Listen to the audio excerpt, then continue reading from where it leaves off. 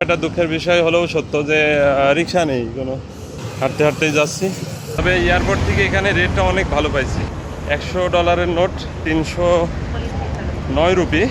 এত পরিমাণ চিল্লা মনে হচ্ছে যে আমি কোনো চাইনিজ মাছের হাটে আছি। হ্যাঁ, এই যে শ্রীলঙ্কাতে একটা ব্যতিক্রম গাছ পাইছি, তো এইটা হচ্ছে আনকমন, এটা আমাদের ওখানে নাই।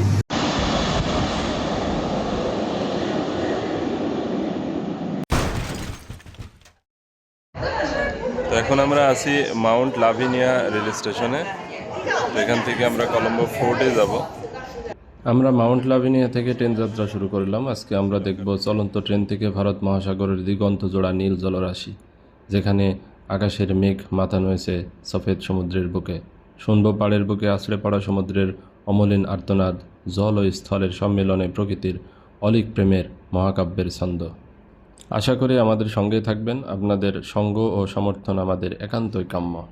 আমাদের এই ক্ষুদ্র চেষ্টায় সাপোর্ট করতে চাইলে আমাদের চ্যানেলটি সাবস্ক্রাইব করে বেল আইকন চেপে রাখবেন, যাতে করে আমাদের পরবর্তী ভিডিওটি সহজেই আপনি পেতে পারেন।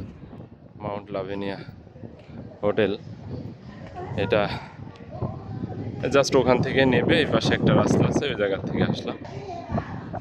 এখানকার সিনারিটাও খুব সুন্দর। আমি একটু উপরে যাই, একটু উপরে গেলে ওভারব্রিজের উপর থেকে সরাসরি বিচ এবং সমুদ্র দেখা যায়। যেই হোটেলের যে প্রাইভেট বিচ, সে প্রাইভেট বিচও দেখা যাবে। তো এখানে এদের সব ফটোশ্যুট চলছে। তো এই যে এখানে হোটেল, আর এর পাশেই হচ্ছে এই যে হোটেলের প্রাইভেট বিচ, ভারত মহাসাগর। তো আমরা এখান থেকে রওনা দেব কিছুক্ষণ পরেই। হ্যাঁ, তো আমরা এখন এই ইয়ের উপরেই, ওভারব্রিজের উপরে দাঁড়াই। এখানে রৌদ্রের প্রচুর তাপ, তো ভিডিও নেওয়ার জন্যে উপরে উঠে দাঁড়ানো, এখন ফাঁকা জায়গা। তো এখানে এই পর্যন্ত কোনো বাংলাদেশের সঙ্গে আমার দেখাই হয়নি। যে কয় জায়গা ঘুরলাম, সুইজারল্যান্ড, ইংল্যান্ড, রাশিয়ান, চাইনিজ, এই কয়েকটা দেশের লোকের সাথে এই যতটুকু ভাঙা ভাঙা শব্দে কথা হয়েছে, তার বাইরে ডাচরা এখানে প্রচুর পরিমাণে আসে। হ্যাঁ, প্রচুর পরিমাণে ডাচরা আসে। তো এই হচ্ছে মোটামুটি শ্রীলঙ্কান ট্যুরিস্ট লাইফ। তো আমরা যাই কলম্বো ফোর্ট স্টেশন থেকে, আবার ওইদিকে যাওয়ার সময় আরও কিছু। এখানে বসে খুব বিপদে আছি ভাই, বিপদে আছি বলতে মানে চাইনিজদের যেই ধরনের মানে কি বলে, যে এত পরিমাণ চিল্লি আর মানে কথাবার্তা বলছে, মনে হচ্ছে যে আমি কোনো চাইনিজ মাছের হাটে আছি। হ্যাঁ, এরকম পরিস্থিতিতে ট্রেনের অপেক্ষায় বসা, ব্যাগটা ওদিকে রেখে বসে আছি। উপায় নেই, এখান থেকে কোথাও পালাইতে পারছি না, ট্রেন আসবে তারপরে যাব। ট্রেনের মধ্যে গিয়ে আবার কম্পার্টমেন্টে এরকম ভাগে না পড়ে সেই চিন্তা করতেছি। তো আমরা লাভিনিয়ার থেকে কলম্বো ফোর্ট স্টেশনের দিকে, আসলে এটা মাত্র 14 কিলোমিটারের একটা রেল লাইন। তো এই 14 কিলোমিটারের পুরোটাই হচ্ছে আনন্দদায়ক জার্নি, পুরোটাই কাজ দিয়ে, অর্থাৎ সমুদ্রের সব থেকে। আমাদের ট্রেনটি ছুটে চলেছে একেবারে সমুদ্রের পাড় ঘেঁষে। নেই অধিক জনকলরব, হকারের রুক্ষস্বর, আছে নির্মল বাতাসের নিঃশ্বাস, চোখ জুড়ানো স্বপ্নের বাস্তব রূপ, যা সবাইকে বিমোহিত করে। সৈকত আর রেল লাইনের দূরত্ব যেখানে শূন্য, এমন সমুদ্রের পাড় দিয়ে অন্য কোথাও ট্রেন চলে কি না আমার জানা নেই, কিন্তু এখানে ব্যাপারটা একেবারেই আলাদা। আপনি ট্রেন থেকে কমপক্ষে 11 থেকে 12 কিলোমিটার সমুদ্র সৈকত এক জার্নিতে দেখতে পারবেন। এখানে শ্রীলঙ্কার আলাদা ভ্রমণ বৈশিষ্ট্য। ধন্যবাদ শ্রীলঙ্কা। এখানে দেশি ভিনদেশি সবাই সবাইকে সম্মান করে। এখানকার মানুষ যথেষ্ট সরল মনের। আমি দেখেছি তারা ভ্রমণকারীদের অধিক সম্মান করে। ভয়, নিরাপত্তা নিয়ে বেশ চিন্তার কোনো কারণ নেই। এখানে ভ্রমণকারীদের নিরাপত্তায় নিয়োজিত প্রশাসন প্রচণ্ড তৎপর। যে কোনো সময়ই আপনি তাদের সহযোগিতা চাইলে তারা খুব দ্রুত সময়ের মধ্যেই সমস্যার সমাধান করে দিবে। দিনরাত 24 ঘন্টায় আপনি সর্বত্র ঘুরে বেড়াতে পারবেন, কোনো সমস্যা নেই।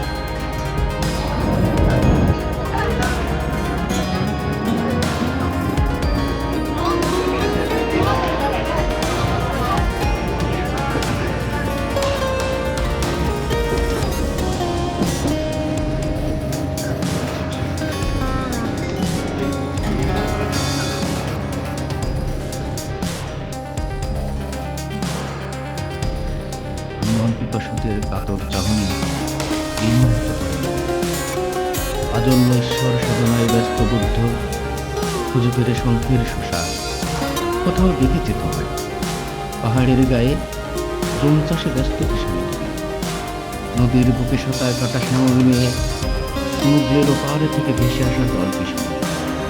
তোমার নীল চোখ সাগরের নীল, আকাশের নীল, নীলে নীলে নীলাসক্ত বাউন দিয়ে খুঁজে ফিরি তোমায় সমুদ্রের সমারোহে প্রতিমের বুকে রাত বালি আবার হারায় ঝাউবন, আকাশ, নীল, ভাবুক মন, ভরে ওঠে।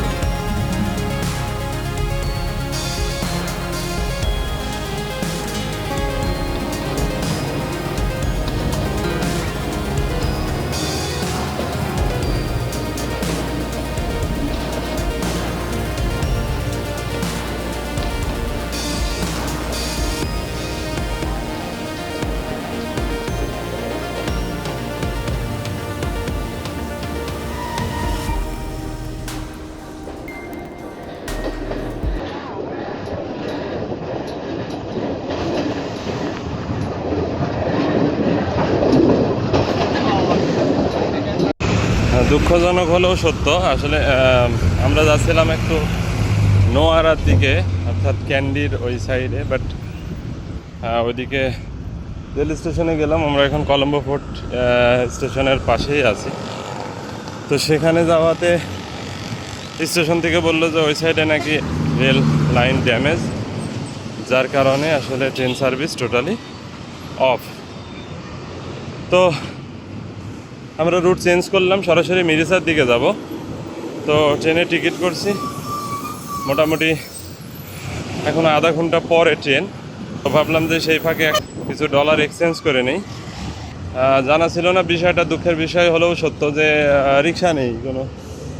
আমাদের বাংলাদেশের মতো আসলে লোকালি চলাফেরার জন্য একটু প্রবলেমই। মানি এক্সচেঞ্জের দিকে আসলে একটা ব্যাপার আমার কাছে খুব ভালো লাগলো। আমরা অনেক সময় রাস্তা পারাপার হতে গেলে গাড়ি যাওয়ার সময় অনেক সময় বিরক্ত প্রকাশ করে। তো আমি জেব্রা ক্রসিং দিয়ে রাস্তা ক্রস করছিলাম, সেই সময় দেখি যে একটা বাইক আসছে। তো বাইকওয়ালা সুন্দরভাবে ব্রেক করে আমাকে আগে পার হতে বললো, হ্যাঁ, কারণ নিয়মটা নিয়মের মতো করে তারা মানে। একটা জিনিস আমার কাছে খুব ভালো লাগলো। Mission complete. এখান থেকে রেল স্টেশন থেকে মোটামুটি 550 মিটার দূরে একটা মানি এক্সচেঞ্জ ছিল, রয়্যাল মানি এক্সচেঞ্জ। তবে এয়ারপোর্ট থেকে এখানে রেটটা অনেক ভালো পাইছি। এয়ারপোর্টে যখন এক্সচেঞ্জ করছিলাম ওখানে দেখলাম যে 303 রুপি দিছে। এখানে দেখলাম আরেকটা জিনিস, সেটা হচ্ছে যে প্রাইস হিসেবে, অর্থাৎ নোট হিসেবে প্রাইস কিন্তু ভ্যারি করে। $100 নোট ওটা দিল হচ্ছে 309 রুপি, আর $20 নোট দিচ্ছে সেটা হলো 307 রুপি, অর্থাৎ 2 রুপি কম। এটা ব্যাপার না, সামান্য কিছু, আসলে 1 টাকার থেকেও কম। সে এখন রেল স্টেশনের দিকে যাচ্ছে। আমার সঙ্গে যে আছে ভাই করছে, ব্যাগ ট্যাগ নিয়ে ওখানে ওয়েট করছে। তো গিয়ে দেখি ট্রেনেরও টাইম হয়ে যাচ্ছে, কিছু নাস্তা টাস্তা সঙ্গে নেওয়া লাগবে। ঠিক আছে, বাকি কথা মিরিসাতে গিয়ে আমরা শেয়ার করব। তো আমরা স্টেশনে অপেক্ষমান, এখন ট্রেন আসতে অল্প সময়ের মধ্যে চলে আসবে আশা করা যায়। এখানে আমরা বসে আছি, যাবো মূলত মিরিসার দিকে। খুব বেশি দূর হবে না হয়তো, কারণ 230 রুপি করে টিকিট নিচ্ছে, সেকেন্ড ক্লাস টিকিট। তো এখানে বিশেষ করে অনেক এখানে আছে। হ্যাঁ, তো এখন সম্ভবত ট্রেন আসবে কিছুক্ষণের মধ্যে। এই পাশে থেকে একটা ট্রেন চলে গেল।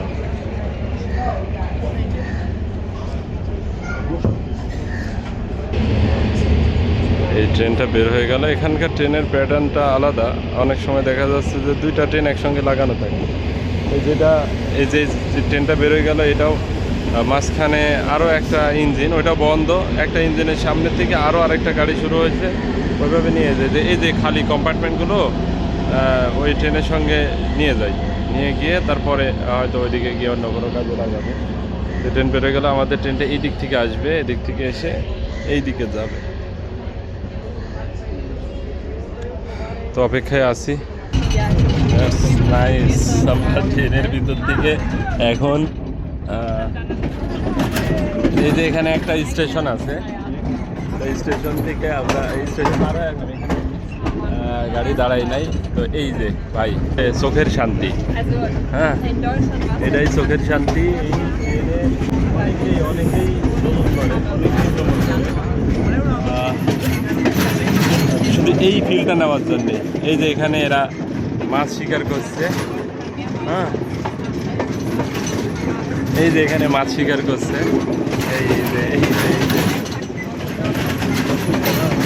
আর ট্রেনের থেকে এই যে ইয়ার ভিউ, সি ভিউ। এখানে শুধু পাথর আর পাথর, একদম ইন্ডিয়ান ওশানের ঢেউগুলো এখানে আছড়ে পড়ছে। মনোমুগ্ধকর একটা ট্রেন জার্নি। এগুলোর জন্যে আসলে মানুষ বাইরে আসে, দেশের বাইরে, যেগুলো দেশে মানুষের এই ভ্রমণ চাহিদাগুলো মেটাইতে না পারলে আলটিমেটলি মানুষ বাইরে আসতে বাধ্য হয়। তো সেই জায়গা থেকে আমাদের ঘুরতে আসা। এই যে বাবা মেয়ে পিচ্চিকে কোলে নিয়ে বসে আছে। আমরা আছি এখন গেলে স্টেশনে। তো এখান থেকে ট্রেনের ইঞ্জিন চেঞ্জ করছে। ইঞ্জিন চেঞ্জ করা বলতে ওই ইঞ্জিন এক মাথা থেকে খুলে আরেক মাথায় লাগাচ্ছে। এটা এই রুটের শেষ স্টেশন। তো লাস্ট স্টেশন হওয়াতে এখানে এই শহরে যারা প্যাসেঞ্জার আছে তাদেরকে নামায় দিয়ে তারপরে ইঞ্জিন খুলে আরেক পাশে লাগাই নিয়ে তারপরে আবার ওই দিকে যাবে। দেখলাম যে খুব ফাস্ট না, তবুও শ্রীলঙ্কান ট্রেনের যেই সার্ভিসটা বেশ ভালো। স্টেশনগুলো একদম পরিষ্কার। তো আমরা যাচ্ছি মিরিসার দিকে, যাব হচ্ছে মাতারা স্টেশনে। স্টেশন থেকে ওখান থেকে 12 কিলোমিটার দূরে হবে মিরিসা বিচ। সেখানে কিছু স্পট আছে, ওইগুলো আমরা ভিজিট করব। যাই, আবার পিছনে যাবে নাকি ভাই? আমার তো মনে হয় যেদিক দিয়ে আসছে আমার এদিকে যাইতেছে। হ্যাঁ, এদিকে যাইতেছে। এখানেও তো কাঠবাদাম আছে দেখছি। বাংলাদেশেও কলা গাছ, এই জায়গায়ও কলা গাছ, কিন্তু আর কিছু থাক না থাক প্রচুর অভাব নাই ভাই। ও আচ্ছা আচ্ছা, এখানে কি হয়েছে এখন বুঝলাম। সামনের থেকে একটা ট্রেন আসছে। হ্যাঁ, তো ওই ক্রসিংটা আসলে ওইভাবে হবে, ওই যে সামনের থেকে আসছে। এখন এখান থেকে দেখা যাবে না, অনেক দূর। তো আমাদের ট্রেনটা পিছনে নিয়ে লাইন চেঞ্জ হয়ে ওই ট্রেনকে ক্রস করার সুযোগ দিবে, তারপরে আমাদের আবার যেতে হবে। অনুমান যদি ঠিক হয় তাহলে এখন আমাদের ট্রেনটা বাম পাশের লাইনে যাবে। এই যে আমাদের ট্রেনটা এখন লাইন চেঞ্জ করে এই সাইড লাইনে আসলো। ওই ট্রেনটা এসে প্ল্যাটফর্মে ঢুকবে, দেন আবার এটা রওনা দিবে। সেটার জন্য একটু দেরি হয়ে যাচ্ছে।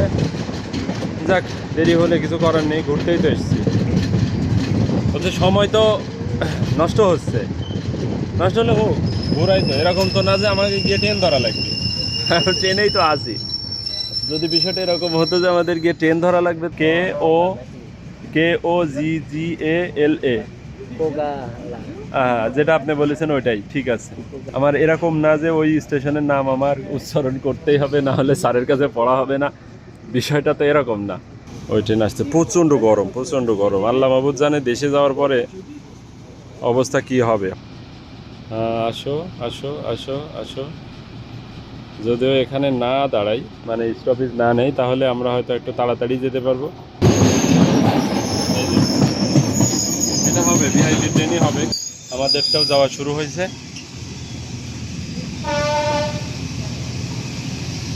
ওটা আছে কোকা কোলা ব্র্যান্ডের ট্রেন।